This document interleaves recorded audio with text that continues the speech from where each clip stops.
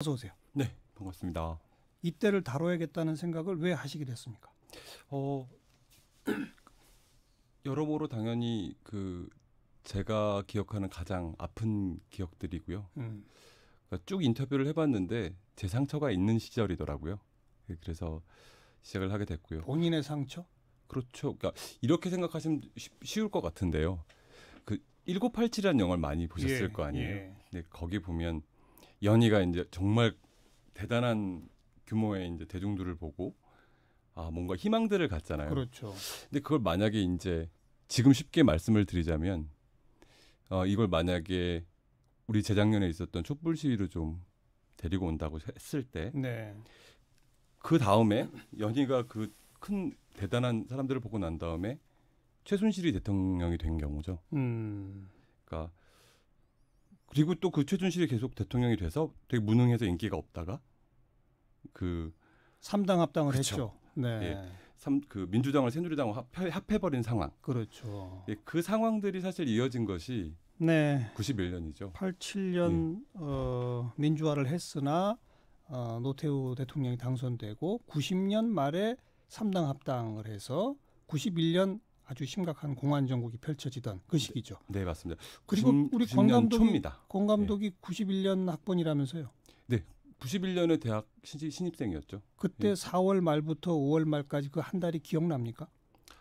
저는 솔직히 그날 무슨 5월 4일, 5월 9일, 5월 14일, 5월 18일 이런 식으로 이제 되게 커다란 집회들의 이름들이 기억이 나요. 그러니까 뭐 그때마다 사실은 모든 집회에 참여할 수는 없었지만 대부분의 그 집회들이 아마 갔던 기억이 있고요. 네. 무엇보다 4월 26일 그날의 충격들이 좀 있죠. 강경대 네. 맞죠? 그때 사실은 저는 이제 MT 답사를 가다가 택시에서 그냥 끄잡아 내려져서 전경들한테 린치를 당한 적이 있었거든요. 그래요. 근데 그러고 나서 저녁에 집에 와서 뉴스를 봤는데 사실 저랑 좀 생긴 게 비슷합니다. 강경대. 저도 좀 넙대대하고. 예. 근데 그 살짝 웃고 있던 그 강경대의 사진을 사실 지금도 잊지를 못하겠어요. 예. 조금 소개해 주세요. 강경대 열사는 당시에 이제 그 1학년이었고요. 저와 같은. 그리고 또 명지대에서 등록금 시위로 촉발이 된 것이긴 한데 그때 이제 여러 가지 물리적인 충돌이 많았죠. 보통 보면 경찰하고. 네. 그때 명지대 교문 앞에서 정경들에게서 그 포위를 당한 다음에 이제 쇠파이프로 네. 예, 맞아서 그만 사망한 당일 사망이었죠. 그리고 그 후에 뭐 계속 분신이 이어지는 그런 일들이 쭉 있었죠. 예, 그렇습니다. 그러다가 5월 8일 날 분신이 김기설 씨였고, 그죠? 네. 바로 그 김기설 씨의 유서를 대신 썼다고 몰린 사람이 강기훈 씨였고. 네, 맞습니다. 그럼 이 영화는 바로 그 91년 봄 어떤 일들이 있었는지를 쭉 담은 영화입니까? 어떤 영화입니까? 맞습니다. 근데 사실 그 이야기들을 하는 것은 그 영화 초반 길어야 한 20분 정도. 네. 그 과거에 이런 일이 있었다라를 반추하는 시간은 그 정도입니다. 나머지는 그때 이제 분신을 하거나 혹은 또 당연히 이제 강기훈 선배의 그 이후의 삶들을 포함한 얘기들이 이제 진행이 돼요. 강기훈 씨를 직접 영화에 등장하죠. 예, 그렇죠. 예. 그리고 그 살아남은 사람들의 이야기가 사실은 그 영화의 대부분을 차지합니다. 네. 강기훈 씨한테 처음 당신의 이야기를 다큐멘터리로 만들겠습니다 하니까 흔쾌히 동의하던가요? 사실은 강기훈 선배는 자기가 영화에 나올 거란 생각을 못 하셨죠. 왜냐하면 제가 극영화 전공이기 때문에 시나리오로 쓰겠다. 되게 웃기는 일 아니냐. 제가 평소에 웃기지를 못해서 그 영화로라도 한번 웃겨보고 싶어서 사실 이걸 블랙 코미디로 만들고 싶다. 이렇게 말씀을 드렸던 거예요, 원래. 예. 네. 그런데요. 그런데 이제 강기훈 선배가 암에 걸리시고 또 재심을 시작했는데 그 상황들이 그렇게 박근혜 정권 하에서 이게 판결이 제대로 갈까 이런 사실은 좀 다급함들이 있었죠. 그때 이제 다큐ment 제작 제안을 이제 강기훈 선배가 아닌 다른 그 시민 모임에서 강기훈 씨를 지지하는 시민 모임에서 그렇죠. 해주셨고 며칠 고민을 하고 강기훈 선배가 주인공인 영화를 만들고 싶긴 하다. 예, 그래서 시작을 했습니다. 그리고 네. 그거는 동의하셨어요? 사실은 좀 당황스러우셨던 건 사실인 것 같아요. 그런데 강기훈 선배님은 이건 당신의 영화다. 그리고 되게 이렇게 거리를 지켜주셨어요. 다만 나를 괴롭히지 말아달라. 하지만 이제 그 기타 연주회를 했던 장면들을 찍어놨었기 때문에 예. 그걸로 사실은 이야기들을 진행하고 있죠. 강기훈 씨가 기타를 잘 칩니까? 제 클래식 기타리스트인 친구 말에 의하면 아마추어임에도 불구하고 연주의 해석을 시도하고 있다. 네. 상당한 실력이다. 네. 그리고 암 환자라고 믿겨지지 않는다. 어. 근데 사실 많이 더듬으시거든요. 근데 많이 좋게 들어준 거죠. 이 영화에는 그 강기훈 씨가 연주한 기타곡 8곡이 흐르면서 8개의 챕터로 쭉 구성이 된다면서요? 네, 맞습니다. 사실은 뭐 강기훈 선배님한테 만약에 앨범을 낸다면 이렇게 내지 않으셨을까? 이런 생각으로 사실은 꾸민 게 맞습니다. 제가. 네. 2015년 대법원에서 이제 그 무죄 확정 판결 받았죠. 재심해가지고. 네, 그렇습니다. 그 후에 누가 사과하거나 뭐 배상받거나 이런 거 있었나요? 사과는커녕 이렇게 오히려 이제 나는 아직도 강기훈이 범인이라고 믿는다. 이런 2차 가해, 3차 가해 예. 이런 것들을 TV 방송에서 듣게 되시죠. 아하. 그러니까 물론 재심 기간은 한 11년 그 과정만 해도 그 11년 정도가 걸리고요. 네. 그리고 아주 힘겨운 기간이 맞습니다. 그리고 이후에 또 재심 무죄를 받은 이후에는 또 배상심도 진행이 됐죠. 예. 근데 이 배상심도 사실은 결과가 그렇게 썩 국가폭력 피해자의 대표적인 케이스인데 글쎄요 이게 사람들에게 이렇다 잘 됐다라고 얘기할 만큼 좋은 결과는 아닌 것 같습니다. 네.